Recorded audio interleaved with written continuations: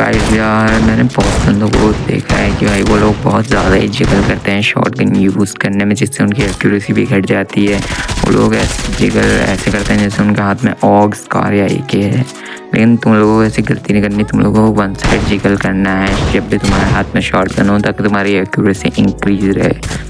और एसएलआर के साथ तुम लोगों को वन साइड जिगल के साथ रैपिड फायरिंग करनी है, जिससे तुम्हारी एक्यूरेसी उसमें बहुत ज़्यादा बढ़ जाएगी। और सब्सक्राइब करना मत भूलना।